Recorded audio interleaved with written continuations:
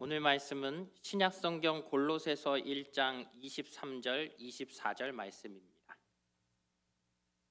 골로새서 1장 23절 24절 말씀을 함께 읽겠습니다. 만일 너희가 믿음에 거하고 터위에 굳게 서서 너희 들은 바 복음의 소망에서 흔들리지 아니하면 그리하리라. 이 복음은 천하 만민에게 전파된 바요 나 바울은 이 복음의 일꾼이 되었노라. 나는 이제 너희를 위하여 받는 괴로움을 기뻐하고 그리스도의 남은 고난을 그의 몸된 교회를 위하여 내 육체에 채우노라. 아멘. 우리 옆에 분들과 인사하겠습니다. 하나님은 옳으십니다. 하나님은 선하십니다.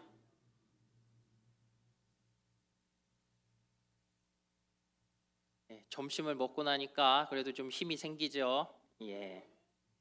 졸지 않을 수 있도록 설교를 빨리 끝내도록 하겠습니다. 누가 그러더라고요. 설교가 짧은 게 가장 은혜롭다고.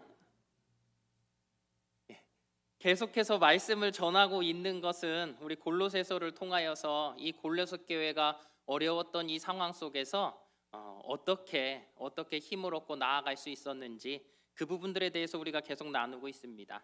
그래서 사도 바울은 이 골로새 교회를 향하여 예수 그리스도가 어떤 분인지를 증거했지요. 보면 그래요. 그리스도가 보이지 않는 하나님의 형상이시고 천지 만물의 창조주시며 교회의 머리가 되시고 온 천지와 만물의 으뜸이라고 우리는 계속 말씀을 통해서 들어왔어요. 그것을 듣고 어떻게 보면 사도 바울은 자신이 그것을 먼저 믿었기 때문에 알았기 때문에 그것을 알고 나니까 어떤 거예요? 내가 예수 그리스도를 알게 되면 나타나는 것 한 가지가 있어요. 그것은 무엇이냐면 내가 누군지 알게 되더라는 것이죠. 그 전에 살던 나라는 사람은 세상 속에서 내가 살아왔던 이 문화 속에서 이 세상이 정의하는 나였다라는 거예요. 나란 사람은 어쩌면 다른 사람보다 재산이 더 있어야 나라는 사람이 인정받았었고 학벌이라는 것이 더 좋아야 인정받을 수 있던 그런 나였다라는 것이죠. 그러나 내가 예수 그리스도를 온전히 알므로 인하여서 내가 지각이 열리게 되니까 어떻게 되는 거예요? 내가 주님 안에서 내가 어떤 존재인지 주께서 나를 어떻게 생각하시는지 그것을 알게 되어졌다라는 것이죠. 그래서 사도 바울이 자신에 대해서 정의하는 내용이 나오지요. 오늘 말씀에 보면 사도 바울이 예수 그리스도를 소개한 후에 자기를 소개하는데 어떻게 소개합니까? 23절 하반절과 25절 상반절 말씀을 우리 함께 볼게요. 나 바울은 이 복음의 일꾼이 되었노라. 내가 교회의 일꾼 된 것은 이렇게 두 가지를 이야기하고 있습니다. 다시 말해서 사도 바울은요 지금 자신을 복음의 일꾼, 교회의 일꾼이라고 소개하고 있는 것을 볼 수 있어요. 첫 번째로 바울은 자신을 복음의 일꾼이라고 소개를 합니다. 여러분 복음의 일꾼이라고 바울이 이야기한 이유가 뭐예요? 자신이 그 복음을 들었다라는 것이지요. 들었더니 어때요? 그것이 내 삶을 자유롭게 하였잖아요. 그러니 내가 그 복음을 들고 세상 사람들에게 담대하게 그것을 증거할 수 있는 거예요. 그런데 이 복음이라는 것은 결국 말씀 안에 있는 것이지요. 그러니 이 바울은 어떻습니까? 주께서 하셨던 말씀 또 기록된 모든 성경의 이 말씀 가운데 그가 거하기를 원하였던 것이죠. 마찬가지입니다. 우리 성도가 복음의 일꾼이 된다라는 것은 내가 말씀 안에 거하는 것이고 그 말씀을 내가 그 누구보다도 깊이 있게 묵상하는 것을 말하는 거예요. 그 말씀이 우리 안에 숨쉬지 않으면 나는 성도일 수 없는 것입니다. 그래서 우리가 목사님께서 올 한 해 무엇을 강조하셨어요? 그건 기억이 안 나세요? 성경 통독. 성경 통독. 다 같이 한번 읽어보자. 다 같이 한번 읽어보자 그랬는데 우리 남자분들 한번 손 들어 보실까요? 여기 남자, 나 남자다. 부끄러우시구나. 이 많은 분들 중에 남자는 12분이 시작을 하셨어요. 여자분들은 우리 이현희 전도사님이 하시니까 모르겠어요. 여러분 늦지 않았습니다. 아직도 늦지 않았어요. 여러분들 신청하시면 우리가 같이 성경을 통독할 수 있습니다. 여러분 목사님이 말씀을 증거하실 때 이 우리 교육자들을 통하여서 목회자들을 통하여서 듣는 말씀 정말 중요해요. 그 말씀이 우리의 삶에 얼마나 많은 영향을 미치는지 몰라요. 그러나 중요한 것은 그 말씀을 통하여서 내가 하나님의 말씀으로 더 가까이 나아가는 그러한 설교가 되어져야 한다라는 거예요. 여러분, 목회자인 저조차도요, 하나님의 말씀을 2년 전, 3년 전에 했던 말씀이지만 또다시 선포하게 되면요, 그때마다 그것이 얼마나 다르게 느껴지는지 몰라요. 그리고 예전에 했던 설교를 보잖아요. 야, 내가 이 정도밖에 안 됐나? 이런 생각을 할 때가 얼마나 많은지 몰라요. 그렇습니다. 여러분들 매일 읽고 있다라는 그 성경 말씀이요, 내가 젊었을 때 읽은 것과 지금 내가 또다시 읽는 것과 앞으로 읽을 때마다 하나님께서는 같은 말씀인 것 같지만 다른 깨달음을 나에게 계속하여 주신다라는 거예요. 그것은 무엇입니까? 우리가 그 말씀을 통하여서 내가 내 삶 속에서 복음을 살아내고 있다라는 거예요. 이 복음은 그저 우리가 증거하라고 있는 복음이 아니에요. 내가 그냥 머릿속에 새기고만 있으라고 있는 복음이 아니에요. 말씀을 묵상한다라는 것은 내가 그 말씀을 내 마음속에 새기고 그렇게 살 것을 다짐하는 것이라는 사실입니다. 그럴 때 어떻습니까? 말씀이 나를 변화시키는 것이지요. 그 말씀 속에서 내가 새로워지는 것이지요. 그 말씀을 통하여 내가 세상 사람들을 향하여 담대히 말씀을 선포할 수 있는 복음의 일꾼이 되어지는 것입니다. 두 번째로 바울은 자기를 교회의 일꾼으로 소개를 합니다. 여러분, 현대 사회의 문제가 무엇인 줄 아세요? 다 모든 사람들이 개체화되어져 간다라는 거예요. 제가 어렸을 적만 해도요, 대가족이 핵가족화되어 가고 있다, 4인 가족으로 바뀌어져 가고 있다, 이런 얘기들을 했는데요, 요즘은 어떤 얘기들을 말합니까? 한 명인 가족들, 혼자 사는 사람들이 점점 1인 가구, 2인 가구가 늘어나고 있다라는 이야기를 하지 않습니까? 여러분, 이 사회의 문제가 우리 교회의 문제도 되어지고 있다라는 거예요.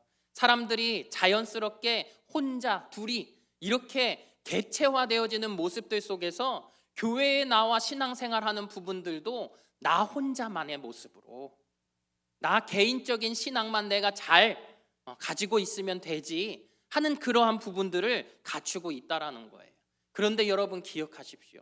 우리가 예수님을 만나는 것은 저마다 다른 모양으로 만나지요. 내 삶 속에 찾아오신 예수님은 정말 그 누구와 이야기를 해봐도 같지 않아요. 너무도 다르게 내가 그 예수님을 만났다라는 거예요. 그런데 그 예수님, 나를 만나주신 그 예수님께서는요, 나를 주께로 부르시지만 또한 교회를 향하여 부르신다라는 사실을 기억해야 합니다.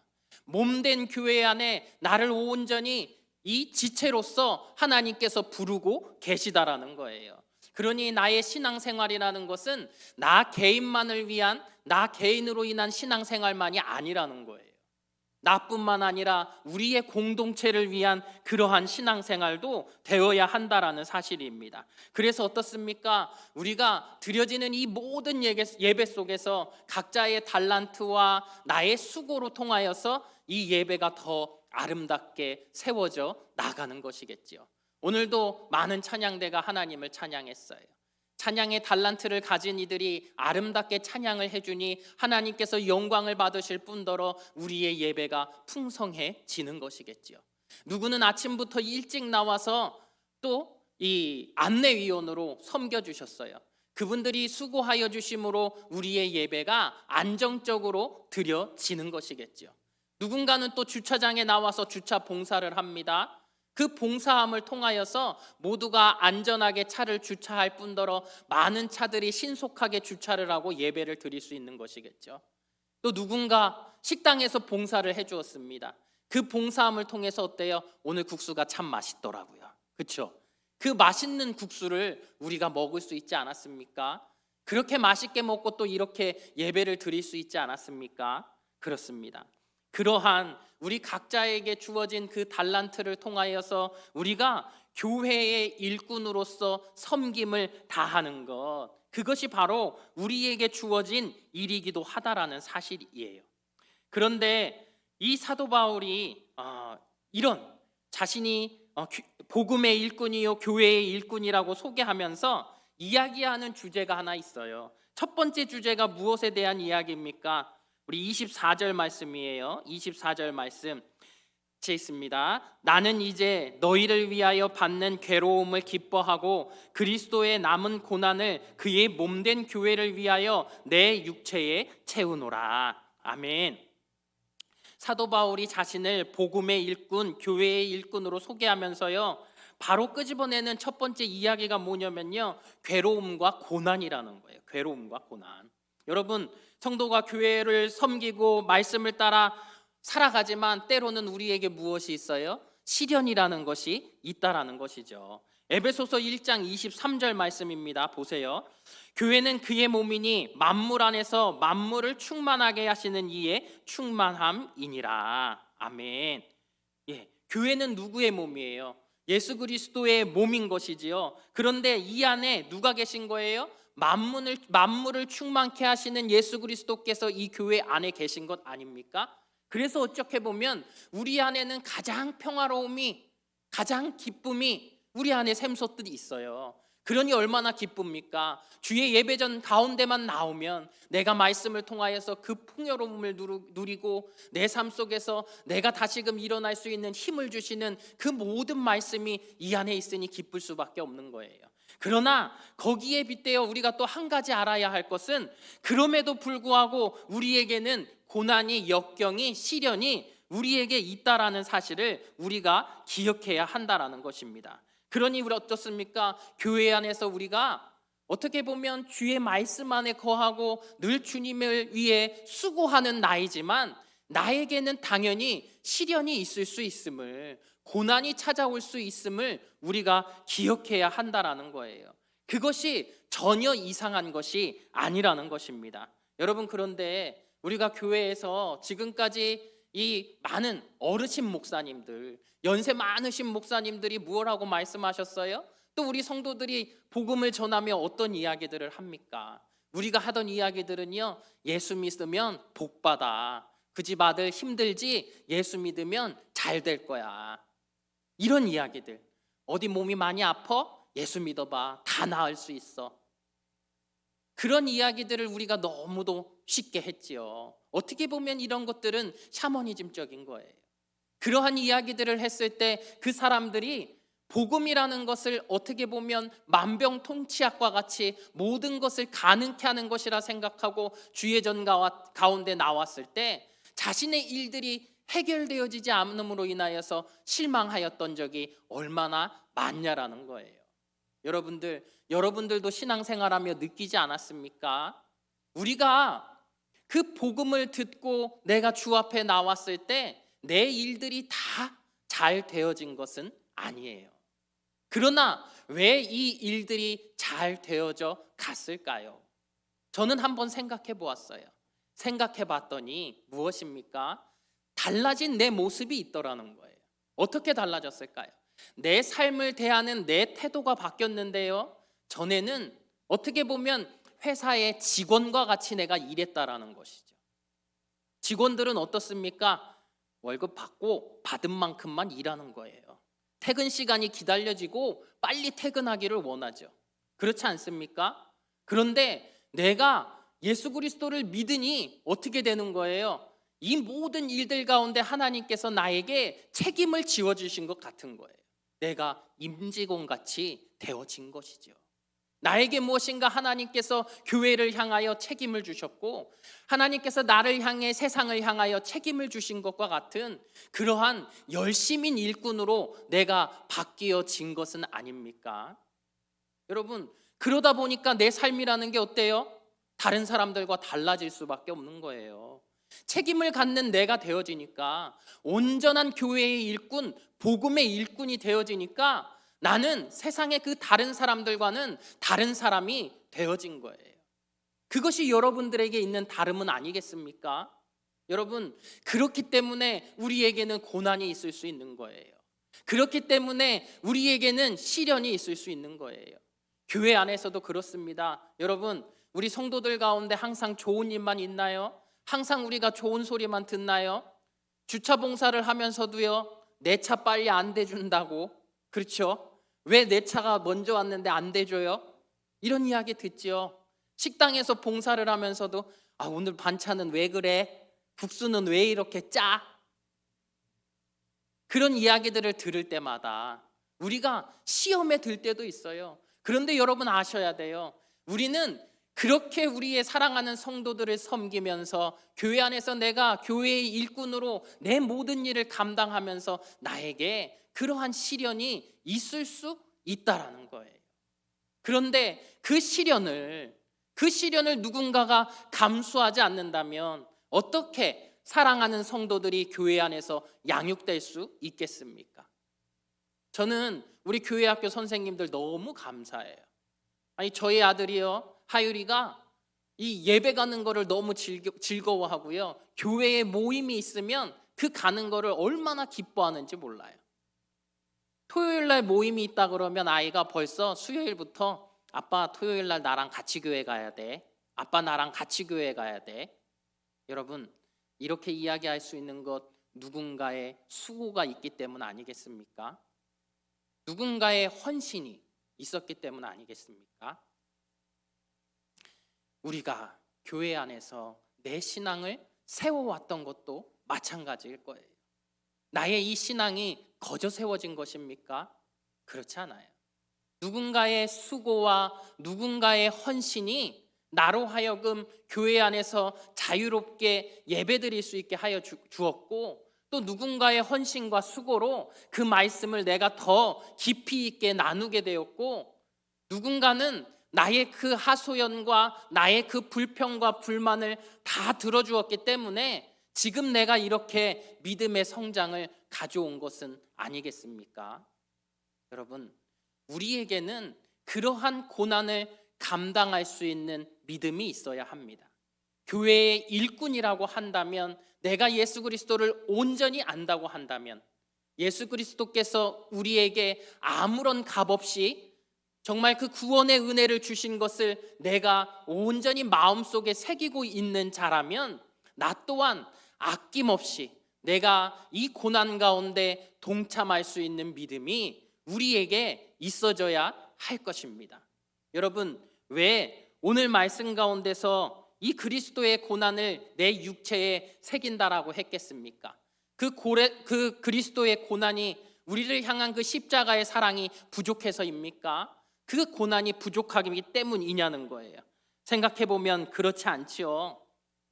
그리스도의 고난이 어떻게 우리를 향해 부족할 수 있겠습니까? 그러나 그 주님께서 우리를 위해 십자가에 달리시는 그 고난을 통하여 우리에게 자유를, 영적인 자유함을 허락하여 주셨는데, 그 영적인 자유를 누리고 있는 우리들, 아직은 이 땅 가운데 있는 거로 어떻습니까? 우리가 내 마음 가운데 다 씻어내지 못한 죄의 형태들과 흔적들이 우리에게 남아 있다라는 것이죠.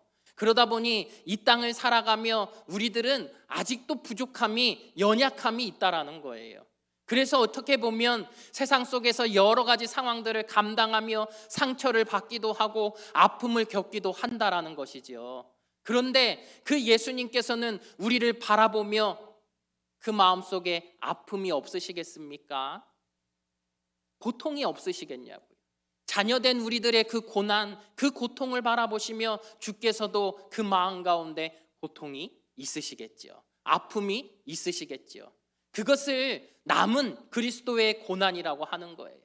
그리고 바울이 이야기하는 건 무엇입니까? 그것을 내 육체 가운데 채우노라 라고 얘기하는 것, 내가 그것을 감당하기를 원하노라 하는 것입니다. 여러분, 우리들 또한 교회 안에서 내가 감당해야 될 고난의 부분들을 감당해야 하지 않겠습니까? 요즘 성도들은 그것을 감당하기를 싫어해요. 남전도 회장, 여전도 회장을 뽑을 때면 예전 같으면 그래도 무언가 룰이 있고 무엇인가 질서가 있어서 모두가 다 그래, 내가 할 때가 되었으니 해야지. 그런데 요즘은 그렇지 않은 것 같아요. 너가 해, 너가. 네가 하면 잘할 거야. 다 서로가 미루고 있다라는 것이죠. 이것은 장로가 해야 되는 일입니까? 이것은 집사가 해야 하는 일입니까? 이것은 젊은 사람이 해야 하는 일입니까? 여러분, 사랑하는 몸된 교회를 향하여서 교회의 일꾼으로 복음의 일꾼으로 수고할 수 있는 우리의 마음이 되었으면 좋겠어요. 바울과 같이 그 성도들을 향하여서 내가 이 괴로움을 감당하겠노라 하는 그 마음이 우리 성도들에게 있었으면 좋겠어요. 내 육체 가운데 그 고난을 새기며 내가 그리스도께서 아파하시는 이 부분들을 능히 감당하겠노라 하는 그 고백이 우리 성도들 가운데 있었으면 좋겠어요. 여러분, 그때에야 비로소 우리 교회가 든든히 세워져 가는 것 아니겠습니까? 그때에야 비로소 누군가 교회의 지도자로서 무언가 책임을 맡는 자리에 섰을 때 존경하며 따라가지 않겠습니까? 그런 분들이 있어야 우리의 자녀들도 누군가를 본받으며 내가 저분과 같이 되어지기를 원하는 존경의 대상, 또 나의 멘토가 되어질 수 있는 분들이 세워지는 것은 아니겠습니까? 여러분, 이제는 우리가 달라져야 할 때입니다. 그 그리스도의 고난을 내 육체 가운데 온전히 새길 수 있는 우리 성도님들이 되기를 주의 이름으로 축복합니다. 그럴 때 우리 교회가 달라질 거예요. 나 한 사람이 달라지면 교회가 달라지는 거예요. 또 이 말씀을 했더니 누군가에게 전화해서 오늘 말씀 인터넷에서 찾아봐. 너를 위해서 하는 얘기야. 이거 아닙니다, 여러분. 나를 위해 하는 얘기예요. 나를 위해. 어떤 분들이 그래요. 말씀을 전하고 나면 목사님이 너한테 하는 얘기야, 너한테. 여러분, 제가 설교를 해보니까 한 가지가 있어요. 무엇인 줄 아세요? 목사가 설교하는 것은요, 다 자기한테 하는 얘기예요. 내가 못하는 얘기를 가장 설교를 많이 하는 것입니다. 여러분, 이 고난이라는 것, 주께서 주신 이 고난이라는 것, 이 고난에는요, 우리가 이 고난에 동참하면서 얻는 것들이 있습니다. 무엇을 얻는 것일까요? 저도 사람인지라 성도 가운데 제가 온전하게 다 사랑하지는 못하는 것 같아요. 아직 부족해서인 걸까요? 누군가 조금은 미운 사람이 있어요. 그래도 미워하면 안 되잖아요. 사랑해야죠. 사랑으로 품으려고 애쓰고 애씁니다. 그러다 깨닫는 게 뭐예요? 주님도 내가 그렇게 미우셨겠지? 사랑하는 미움이 있잖아요. 그렇죠? 사랑 속에서도 미움이 있는 거 있잖아요. 주님도 나에게 때로는 그런 마음이 있으셨겠지. 그런데 주님께서는 그런 나를 위해 이렇게 모든 것을 다 주신 것이겠지. 그것이 깨달아지더라고요. 고난은 우리로 하여금 예수 그리스도의 온전한 그 대속의 사랑을 깊이 있게 깨닫게 하는 힘이 있어요. 그렇게 깨달아지면 어떤 거예요?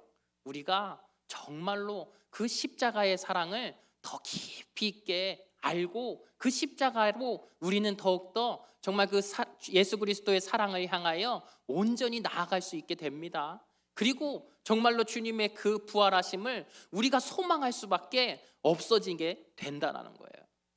여러분들, 주님께서 나에게 정말 교회의 일꾼으로 복음의 일꾼으로 세우셨는데 나에게 어떤 핍박이 있습니까? 나에게 어떤 고난이 있습니까? 이 고난을 통하여서 내가 예수 그리스도의 그 십자가 사랑을 더 깊이 있게 알게 하심에 감사할 수 있는 여러분들이 되시기를 바랍니다. 그러면 내가 그 고난을 피하려고만 하는 것이 아니라 그것을 향하여 내가 온전히 주의 온전하신 그 사랑으로 내가 감당한 우리 성도님들 되기를 주님의 이름으로 축복합니다. 기도하겠습니다. 주님, 우리는 그동안 형통하고 만사에 잘되고 복받는 것에만 초점을 맞췄습니다. 그러면서 영광스러운 고난의 신앙과 부활의 권능을 다 잃어버렸습니다. 그렇기 때문에 긴 신앙생활 동안 뭔가를 해낸 것 같지만 힘 한번 제대로 쓰지 못하고 주저앉았던 적이 너무 많습니다. 이제는 하나님을 기대하면서 소망을 갖게 하여 주시옵소서. 성도들이 잃어버린 고난의 신앙을 회복하여 다른 사람을 유익하게 하기 위해 내가 당하는 고난을 기쁘게 여기며 그리스도의 남은 고난을 내 몸에 채우는 것을 즐거워하게 하여 주시옵소서. 사랑하는 교회와 성도들이 다시금 교회의 영광을 회복할 수 있도록 지키시고 인도하여 주시옵소서. 예수님 이름으로 기도합니다. 아멘.